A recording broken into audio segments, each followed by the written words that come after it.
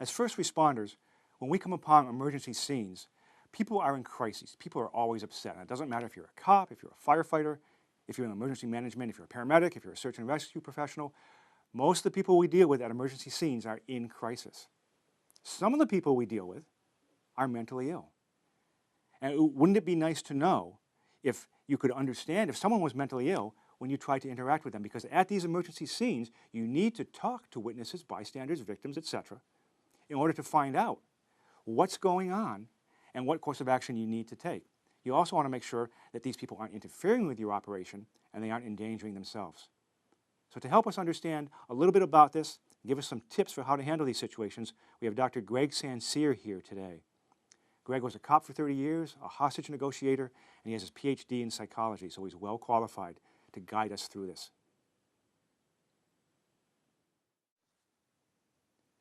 Greg, you know, as first responders, we respond to emergency scenes, of course, all the time. Sort of by definition, at emergency scenes, people are upset because they're in crisis. Something bad is going on in their lives. What is it, when I get to an emergency scene, that will tell me that somebody might be mentally ill as opposed to just being normally upset? Well, what happens if you have mental illness, then the term is it exacerbates everything. So at the scene of something, whatever the crime, maybe they're a suspect, maybe they're a victim, maybe it's a hazmat scene or an explosion, we don't know what it is. The issue being that you want to look for a certain set of behaviors, and let's say you don't really have much training in this area of mental illness. What you want to look for is a certain set of behaviors that's going to be a cue to you that there's something not quite right. So what you have to be able to discern is, clearly, is this person upset because they got assaulted, they were a victim of a crime, etc.? Are they mad? And the problem is that nobody out there really knows. I mean, do they have a traumatic brain injury? Do they have schizophrenia? Are they bipolar, have schizophrenia, and have a traumatic brain injury? No one has the time or the ability to be able to tell that at the scene. So what you have to do quickly is, number one, ensure that the scene is safe. When you know that the scene is safe, then you can do the contact of that individual. And so what you have to do then is notice a certain set of behaviors. There's a term called being psychotic, which is typically used for people that have maybe schizophrenia or bipolar disorder. If they're psychotic, it means they could be acting out. What does that mean? Acting out is simply maybe they're yelling or screaming at someone that's not there, and you arrive and you see, well, who are they yelling and screaming at? There's nobody there. The first thing that you want to try to do is something called, what I call, is a reality check. You come up to the individual, and regardless of the type of first responder you are, I'm Greg, what's your name? If they can't respond to you, then you know that perhaps they are psychotic, or clearly they're so upset that they can't respond. But typically, even though people are upset, they can respond back to you with their first name. If you know they can't, then they may be psychotic, which means your ability to communicate with them intelligently and in a caring way is going to be incredibly difficult.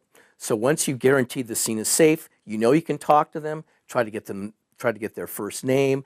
Once you get that first name, you're going to know, okay, I can talk to them, they can answer my questions. If you ask them their name and they say, my name is Zortok from the planet Zigrub, we've got a problem. Would that make sense? Because they're probably so psychotic that they can't talk to you intelligently. But if they say back to you, my name's Steve, and you said your name's Greg, that's correct. Steve, here's what I'm here for. Are you aware a crime occurred today? Yes. Then you have to ask them very short, succinct questions, because you don't know if they can follow your questions. They may not know, even though you have a badge in your chest or a firefighter's gear on or a paramedic, they may not really know who you are. But by asking those short, simple, concise questions, getting their name, getting simple responses back will enable you to know if, yes, they indeed are maybe psychotic or maybe they are not psychotic. So not seeming to live in reality is one sign that someone might be mentally ill and need some special skills. Are there any other signs that we could pick up on, and fairly quickly, obviously, that would tell us that, hey, this person is mentally ill, I got to treat them a little bit differently? Well, if you're not getting any response, you're trying to communicate with them. And one thing that's very common from medications from some time ago is something called tardive dyskinesia, where they might be rocking back and forth, and you're trying to talk to them, and they're virtually incommunicative, and that's called tardive dyskinesia, which, if you see that behavior, Very classic, related to the medications that were used some time ago. Another thing is if they're highly depressed, they might be so depressed that they can't speak to you either. And something to be mindful of is you can have any number of behaviors. They might be incredibly angry and out of control, and then they might become despondent, or they might be very aggressive, or they might talk down to you. So a lot of behaviors are related to the specific kind of mental illness that we're referring to. It sounds, Greg, like what you're saying is that we see people in crisis all the time. And I mean, that's abnormal behavior, but it's normal for us because we see it all the time. And if somebody really is mentally ill and is going to require some special skills, that we'll kind of pick up on it because it just doesn't look like a normal person in crisis. Is that right? It is right, but the issue being, what is the specific mental illness? And that's where we're going to split hairs a little bit. If you're not adept at identifying a certain mental illness, that's where there's going to be problems. Why? Let's say they have schizophrenia, hallucinations and delusions. You ask them, what's your name? I'm Zagreb from the planet Zetalk. Going to be a problem, right? Especially if it's a dynamic scene where there's safety issues. So you have to get through that. If there's hallucinations and delusions, how do I address that? How do I talk to that person? Well, if you can't communicate to them simple things like, explain to me what happened today, or tell me your name, then you're going to have to make other arrangements, which means maybe they have a case manager that you can get a hold of. Maybe there's someone there who does have mental health skills that can help you with their responses. Let's say they have bipolar disorder. Maybe they're very manic. What does that mean? Manic is very, very active, agitated, won't talk to you, won't give you their name. They're making you angry, and you can start to feel yourself getting angry as you're trying to talk to them. So that's another distinct behavior. Or they're severely depressed. Maybe they're so depressed that they don't even feel like they want to answer the simplest of questions. They can answer the questions because of whatever the medication they're taking or the depression level. They either A, don't want to talk to you, or can't talk to you because of their state of depression. So I'm not trying to be complicated about my response, but those are things that need to be addressed when you get to the scene.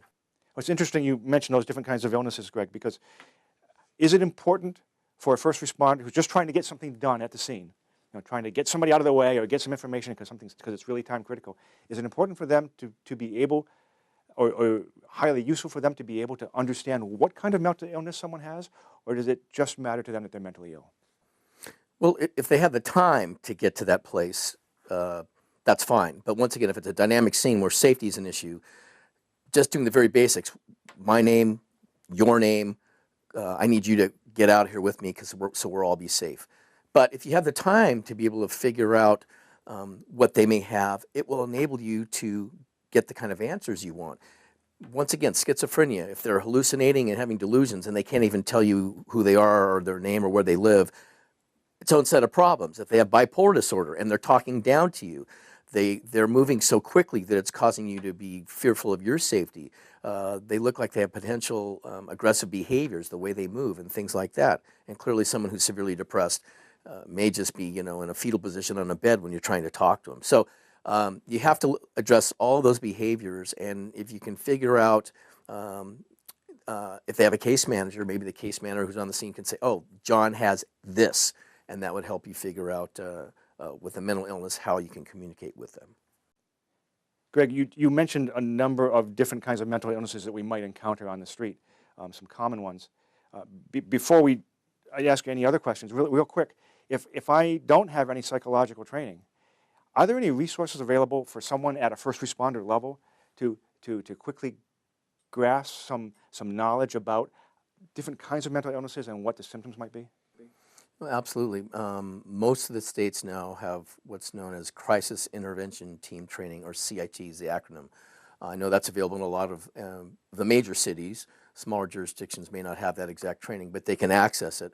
And I know that a lot of agencies are teaching first responders the same training, firefighters and paramedics, to get the Crisis Intervention Team training. Also, there's an organization called the National Alliance for the Mentally Ill that's available in all communities, and you can contact your local representative from NAMI, N-A-M-I, to also see what training would be available, because they have a lot of resources also. Another resource that's available is to go to hostage negotiators in your local jurisdictions, because a lot of the training they have is very advanced, and it has to do with the mentally ill conditions, many of which we've talked about also. So if you go to them and say, listen, can you put on some training for us in terms of how do we deal with the mentally ill, what kind of techniques to use to diffuse them when you go on your call outs, because that type of training is invaluable if your CIT training or your NAMI training isn't something that's available to you. Your hostage team certainly would have a lot of that knowledge. How important is it for me as a first responder showing up at a scene, encountering somebody that I think might be mentally ill, to know exactly what kind of mental illness they have? I mean, we have to remember, we're talking about time-critical situations. Okay? I need to get time-critical information out of somebody right now. Where'd the bad guy go? Who's in the burning building? Or I need them to not interfere with my scene. I really just need them out of the way and they're trying to interfere with me. So I got to get something done right now. How important is it for me to be able to do a quick field diagnosis of what kind of mental illness they might have, or is there some kind of generic strategy that I could employ, not being a professional, not knowing much about this, for most kinds of mental illnesses? Well, the first thing you want to do clearly is it a safe scene. You've determined that. You try to do a reality check. Do you know what today is? Do you know who I am? I'm Greg. I'm with this police department. I'm with this fire department. Then you figure out, yes, they do know who I am. If I ask you a few questions, could you help me with that? Now, they may be able to say yes, they may say no, but you're going to find out when we've done the reality check that we've discussed. You start asking them simple questions. You take your time. Now, the problem being, most people that are suffering from severe mental illness are confused, they're fearful. Let's say you're a first responder who's 6'4", 290, and they're 5'1", 106, and there's a huge power difference there, clearly. One thing that you want to do, because you haven't had this training, so one thing that you want to ensure that you do is give them caring behaviors, respect, empathy, and dignity. Because why? Because many of the people that we come across in those circumstances haven't gotten that. So what you have to try to do very quickly is to establish your credibility and just be a human being with them without any real amazing techniques. Just go back to being a human being. And many times that will be what you need to resolve the situation. Just to be clear, Greg, here, we're talking about employing a strategy to deal with mentally ill at emergency scenes, but clearly this doesn't apply if the mentally ill person is a danger to themselves or others. I mean, under those circumstances, they just need to be whisked out of there as fast as possible. And if you aren't the police, you're some other kind of first responder agency, you need to get the police to do that for you. Is that right? Yeah, absolutely. Yes, that's correct. It's nice to know that there's one overarching strategy that might be employed, this CRED strategy. Can you give me an example of how, for instance, that might work with say a firefighter showing up at a fire, first on scene, he encounters someone that you might know is schizophrenic. He just knows they're mentally ill. And this firefighter needs to immediately find out who's in the building. Are there any occupants that are still alive in that building? Well, the first thing that I would recommend is, clearly, as we've discussed, reality check, find out if they know their name. They know their name. I say, hi, my name's Greg. What's your name? Ralph. Ralph, well, listen, you can see that the building's burning right there, and it would really help me and the fire department if we could figure out if someone else is in the burning building. Does that make sense? They're going to say yes or no. Well, we could use your help with that. Is this the building you live in? Yes. Okay. Well, you can see that the building's on fire. We don't have a lot of time. If I ask you some questions, do you think you'd help me figure out if we need to get in that building like right away? Hopefully they'll say yes. And once again, using those caring, respect, dignity, and empathy questions, slowing yourself down. Clearly, you've got to get in that building, but you have to take the time to slow yourself down first to get the responses you want from the person. So that being said, I'm going to slowly ask you a set of questions. And Ralph, do you understand what I just asked you? They don't. Okay. Well, remember I just said a minute ago the building's on fire. Okay. Well, the building's on fire and we need to get in there right now. Do you know of anyone in the building right now? Yes, no, whatever the response is. And the way that you do that is, number one, you have to slow yourself down because clearly you're going to be excited and we know that you're trying to get in that building. Secondly, you have to be able to give them the questions slowly because depending on what their mental illness is, they may only hear, if they have schizophrenia, maybe every 1 to 3rd word that you're using. So you have to make sure when you speak to them, Ralph, could you just repeat back to me what I just asked you? Well, I think you just asked me if there's anyone in the burning building. Absolutely correct. Thank you. And deal that way. So A, you have to slow yourself down. B, you have to ask the question slowly and thoroughly so they can process it, because they may not be processing information with all the action going on. Remember I said earlier they might be confused, fearful, or in crisis themselves, or they may even be on street drugs too. We don't know any of those things. But if you can slow yourself down, ask them questions slowly and distinctly, you'll probably get the kind of responses that you want. You just said, Greg, is really hard. I mean, we get to scenes, we're pumped, okay? And we just, we want to jump into action. How do we make ourselves slow down? Well, I think we've all had stress management classes, and not to go into too much detail, but just remember to slow your breathing down, catch yourself, take a few deep breaths, slow yourself down, think of the questions that you want to ask. And it's not unlike having, trying to relate to small children or teenage kids that are highly excitable, is that you want to take your time to formulate your question, fully expecting your answer to be very rapid and very detailed. But what you have to do to make sure that they're slowing down is you ask the question, maybe they're confused about the question, then ask them, well, Ralph, do you know what I just asked you? Could you repeat it back to me? Well, I think you asked me, do I live in this burning building behind us, and is anyone else in the building right now? That's exactly what I asked. And commend them. Outstanding. Thanks so much for your help. Because people, once they understand what's going on many times, they want to help the police. They want to help the fire department. And if you make them empowered, and that is, listen, you're really important right now to us trying to help people. Can you help me right now? And everyone clearly wants to be made to feel bigger, right? And remember, as I mentioned earlier, many of these folks clearly disrespected, fearful, and confused. But if you say to them, listen, this is very important, I need your help right now, then typically they'll respond in kind. Let's look at another a quick example here, Greg. Let's say you've got someone on a search and rescue team, and they've come across someone in their area of responsibility that they're searching, and they're trying to get information from this person, whether they've seen the lost person or the victim. When they first interact with this person, they can tell this person's probably mentally ill. Okay. They don't know what the mental illness is. So they're going to go and try to employ the CRED strategy. Let's, for the sake of argument, say this person is depressed. The search and rescue person doesn't know that, but how might that back and forth go with the search and rescue person trying to employ the CRED strategy? Well, if they come across that person and they do the CRED, they do the reality check, listen, we're looking for this little kid who's lost, Yeah. Can you help us today? And they're reluctant to respond. They take a lot of time responding to simple questions. So the search and rescue person knows that there's something definitely wrong. But by giving those caring behaviors, you find out their first name, if they can give it to you.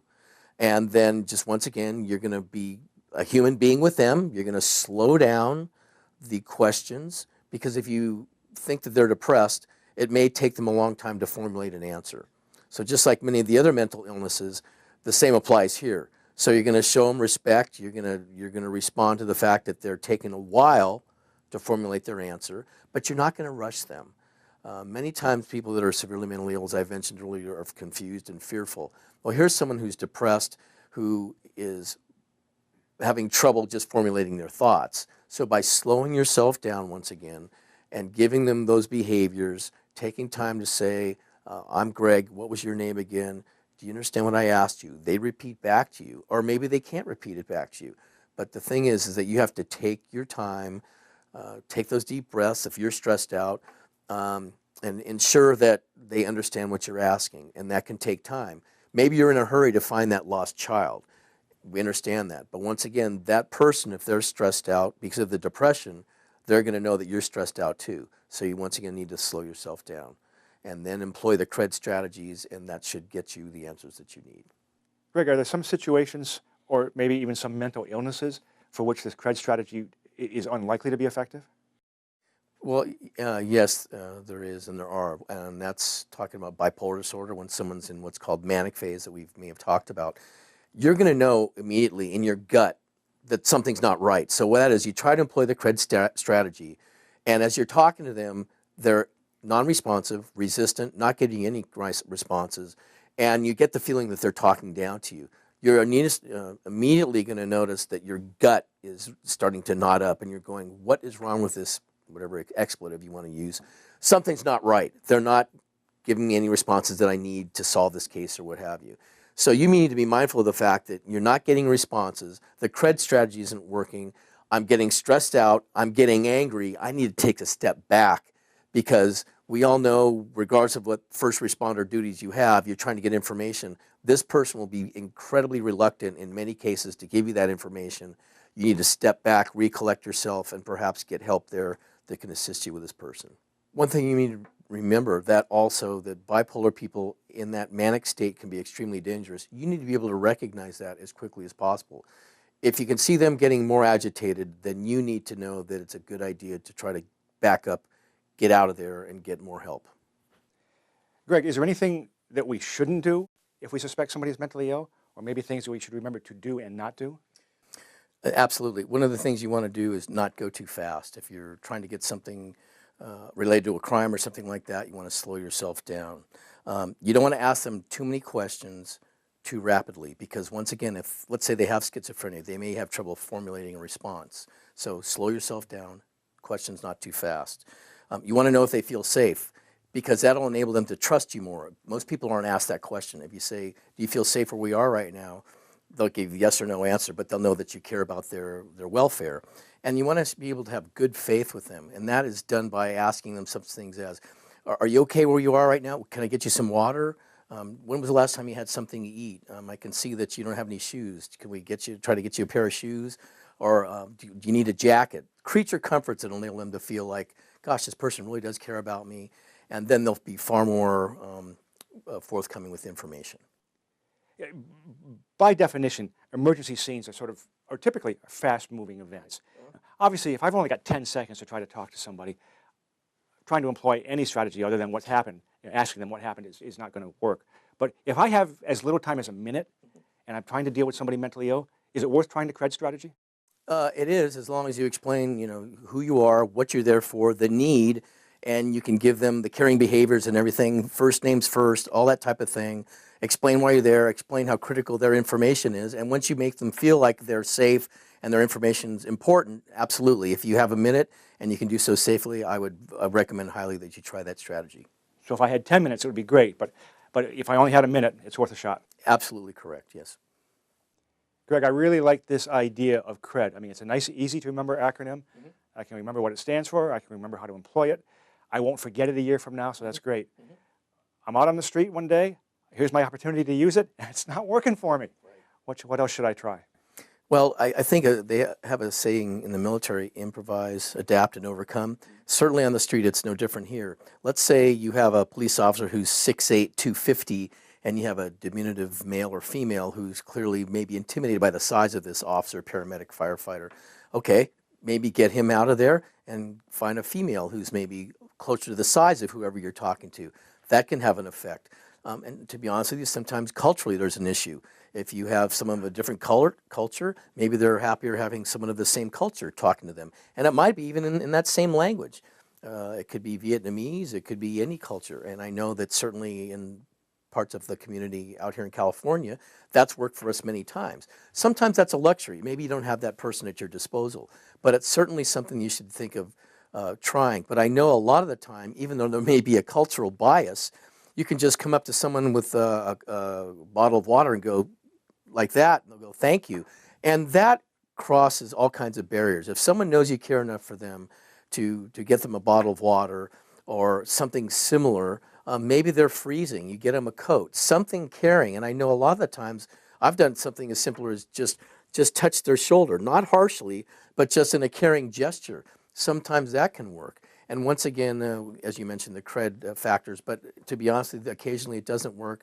But I know if you bring in those human qualities that we all have, that can always work for you. Greg, could you sum up for us, please, the CRED strategy, what it is, how you use it, and what we should keep in mind as we're out on the street responding to emergency calls? What's critical to keep in mind about the CRED strategy is how it can work for you at all kinds of scenes, and especially with the mentally ill. You want to remember that the first letter C is for caring. Just show caring behaviors, just like you would with any person. And something good to keep in mind is maybe you're dealing with even a child, so you know that caring behaviors with a child work beautifully. Another one that we hear a lot of is give that person back respect. Typically people on the street that are homeless, severely mentally ill, sadly and unfortunately live in situations that are horrific. Sometimes they live under bridges, overpasses. Sometimes they live in board and care homes. But the point is to give them back their dignity and respect. Many times you're talking about now veterans, people of that nature. So it's critical to keep that part in mind as well. Another one is empathy. Put yourself in their position. Empathize with what's going on with them. It's not always easy to do. After you've gone to your umpteenth call with that homeless person or someone who's down and out, it's hard to maintain that empathy. But if you do, you're far more likely to have a successful outcome. And the last one, of course, is give them back their dignity.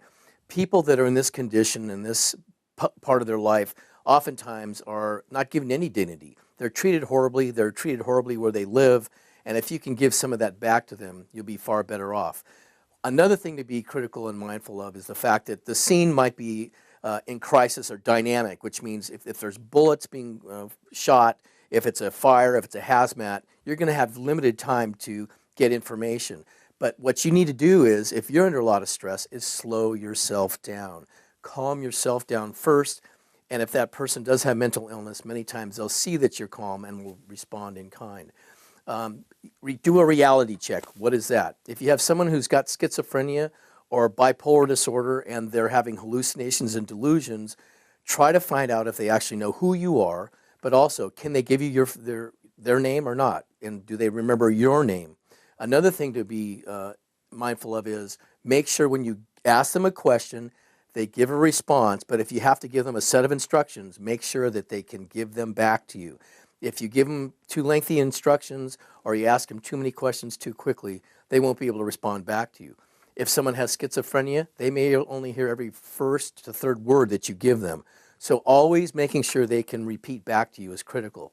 And then finally, your safety is critical as well. You want to ensure that they know that they're safe and that they're safe with you. Always ask them, is there anything I can get you? Would you like some water? Do you need to go to the bathroom? When was the last time you had something to eat?